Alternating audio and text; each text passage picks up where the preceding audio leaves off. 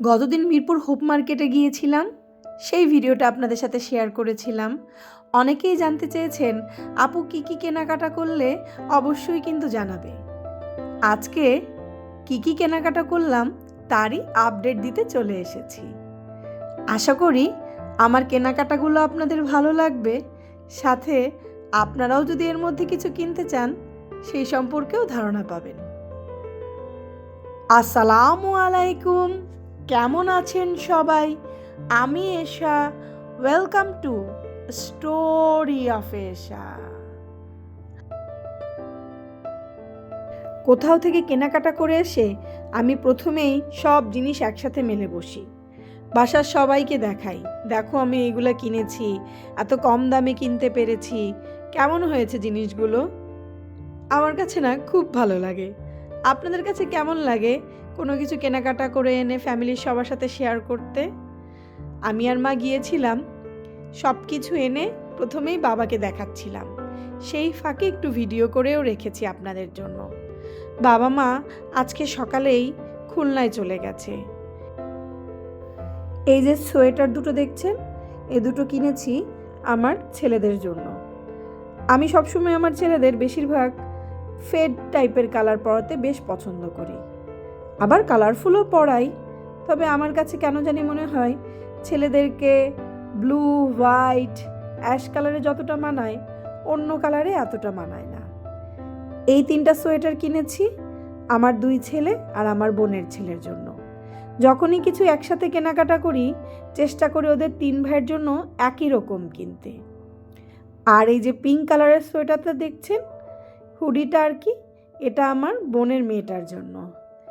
আমাদের ফ্যামিলির একমাত্র ঢঙ্গি সে। ছেলেদের জন্য যাই কিনি তাদের কোনো না বা হ্যাঁ নেই, কিন্তু আমার বোনের মেয়ে মানে আমাদের বাসার একমাত্র মেয়ে সন্তানের জন্য কিনতে হয় তার পছন্দ মতো, তার আবার পছন্দের কালার পিঙ্ক। এই দুটো টোট ব্যাগ দেখছেন, একটা আমার আর একটা আমার বোনের মানে ঐশীর। যারা আমার ভিডিও দেখেন তারা তো জানেনই আমরা যমজ বোন, তাই চেষ্টা করি একই রকম 2টা জিনিস কিনতে। বিছানার চাদরগুলো কেমন হয়েছে? এখন না সব প্রিন্টারেস্ট স্টাইলের বিছানার চাদর, এগুলো বেশ কম দাম। ওখানে গেলেই আপনি নানান ধরনের বিছানার চাদর দেখতে পাবেন। আমার কাছে মনে হয় এগুলো কেনা আমাদের মতো বাসা মানে যাদের বাসায় ছোট বাচ্চা আছে তাদের জন্য একদম পারফেক্ট, কারণ আমাদের তো 1-2 দিন পর পরই বিছানার চাদর বদলাতে হয়, তাই এগুলো প্রতিদিন ব্যবহারের জন্য দারুণ উপযোগী। আর কিনেছি বেশ কিছু ক্রোকারিজ।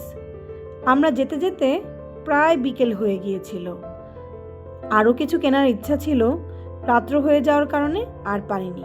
আপনারা যদি কেউ হোপ মার্কেটে কেনাকাটা করতে যেতে চান তাহলে অবশ্যই যাবেন দুপুর 1টা বা 2টার পরে, মানে দিন থাকতে থাকতে, কারণ এখন শীতের দিন, এত ভিড় হয়, ঠেলাঠেলি করে দেখা, পছন্দ মতো কেনা, দামাদামি করা বেশ কঠিন হয়ে যায়।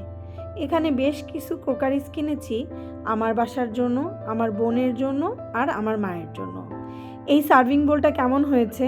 এক দেখাতেই আমার এত পছন্দ হয়েছে, আমি কোনো দামাদামি ছাড়াই কিনে নিয়ে এসেছি। কেউ যদি ক্রোকারিজের দাম জানতে চান অবশ্যই জানাবেন। আসলে দাম বলাটা যেহেতু আমি ডেইলি ভিডিও করি এখানে খুব একটা বেশি শোভন লাগে না, তাই তারপরও কেউ যদি দাম জানতে চান কমেন্ট বক্সে কমেন্ট করবেন, আমি জানিয়ে দেব।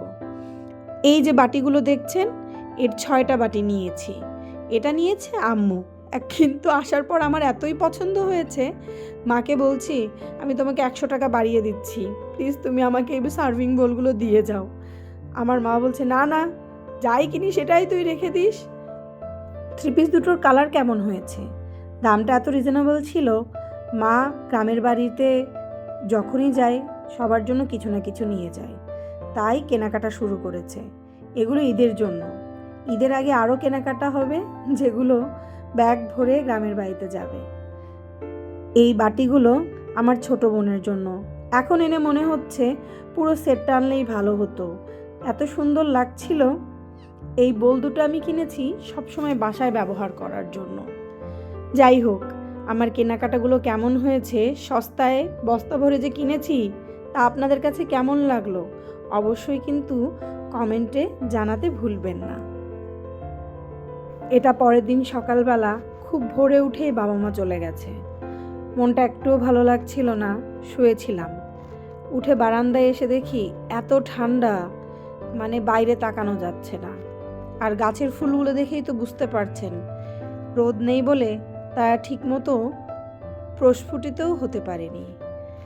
বাইরে এত হিমেল হাওয়া দিচ্ছিল, সাথে গত 2 দিন ধরে তো কোনো রোদেরই দেখা নেই।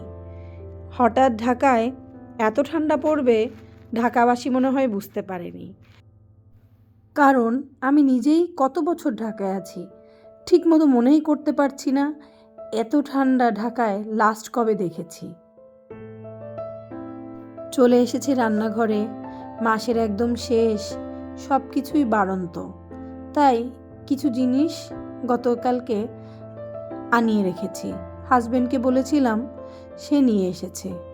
আগে সেগুলোই ডয়ারে ঢুকিয়ে নিচ্ছি, কারণ এই কাজগুলোকে ছোট মনে হলেও ফেলিয়ে রাখলে রান্নাঘর বেশ অগোছালো হয়ে থাকে। তাই আগে সব কিছু রিফিল করে নেই এবং যেখানেরটা সেখানে রেখে নেই। এতে করে আমার মনে হয় রান্নাঘর তো গোছানো থাকেই, সব কিছু পেতেও সুবিধা হয়। গত বেশ কিছুদিন মা ছিল, বেশ আরামেই কাটিয়েছি। জাস্ট বললেই হতো আম্মু এটা এটা খেতে ইচ্ছা করছে, রান্না হয়ে যেত। আজকে রান্না করতে ইচ্ছা করছিল না, কিন্তু আমাদের গৃহিণীদের এই রান্নাঘর থেকে তো ছুটি নেই বলুন, সবসময় এই রান্নাঘরে কাজ থাকবেই। এছাড়া বাসায় যেহেতু আমার বাচ্চা দুটো আছে ছোট, তারপরে স্কুল ছুটি, তাই তাদের আবদার লেগেই থাকে, এটা বানাও ওটা বানাও। 12টা বাজলেই শুরু হয়ে যায় আমার 2 ছেলের এটা সেটা খাওয়ার ইচ্ছা। প্রত্যেক দিনই আমার ছোট ছেলে বলতে থাকে, বার্গার এনে দাও, ফ্রেঞ্চ ফ্রাই ভেজে দাও, চিকেন ফ্রাই দাও, মানে এগুলো একটার পর একটা লেগেই থাকে। আরও যেহেতু স্কুল ছুটি, তার উপর এত শীত পড়েছে, আগে যা একটু মানুষ বাইরে যেত, এই শীতে তো বের হওয়াই যাবে না দেখা যাচ্ছে। এরকম শীতে হঠাৎ করে অসুস্থ হয়ে যাওয়ার সম্ভাবনা থাকে। আর বাচ্চাদের জন্য এই সময়টা সত্যিই বেশ টাফ, যেহেতু ওরা সারাক্ষণই খেলাধুলা করে, কিন্তু এই ঠান্ডায় তো সেটা একদমই সম্ভব হয় না। তাই ঘরে বসে বসে এক তো বোর হয়ই, দ্বিতীয়ত খেলতে টুলতে না পারায় আরও বেশি বিরক্ত থাকে। মুরগির মাংস রান্না আছে ফ্রিজে, তাই আজকে খালি সবজি করব। সিম আর মটরশুঁটি হালকা ভাপে দিয়ে সেটাকে আমি ফোড়ন দিয়ে নিচ্ছি রসুন আর পেঁয়াজ আর শুকনো মরিচে। আমার এভাবে সিম ভাজা খেতে খুব ভালো লাগে, আর আমার হাজব্যান্ডের মটরশুঁটি খুব পছন্দ। তাই চেষ্টা করি শীতের মোটামুটি সবজি রান্নায়, মাছ রান্নায় মটরশুঁটিটা ব্যবহার করতে। আর রান্না করব একটু পালং শাক। এই ফাঁকে ছেলের আবদার চিপস ভেজে দিতে হবে, তাই আগে সেটাই করে নিচ্ছি। ভিডিও দেখতে দেখতে যারা এই পর্যায়ে চলে এসেছেন, আমার ভিডিওটা যদি আপনাদের কাছে একটুও ভালো লেগে থাকে, অবশ্যই একটা লাইক, কমেন্ট এবং শেয়ার করতে ভুলবেন না। আপনাদের একটু একটু ভালোবাসায় আমাকে এগিয়ে নিয়ে যাবে অনেক দূরে। তাই আশা করি আপনাদের ভালোবাসা সবসময় আমার পাশে থাকবে। পালং শাক আমার ভীষণ পছন্দের, জলপাই দিয়ে আমি সবসময় এভাবে রান্না করি, আমার খেতে খুব ভালো লাগে। কার কার পালং শাক পছন্দ অবশ্যই কমেন্ট বক্সে জানিয়ে যাবেন। সবাই এই প্রচণ্ড শীতে সাবধানে থাকবেন, বাচ্চাদের সাবধানে রাখবেন। দোয়া করি সবাই যে যেখানে আছেন সুস্থ থাকেন। আজকের মতো এখান থেকেই বিদায় নিচ্ছি। আল্লাহ হাফেজ।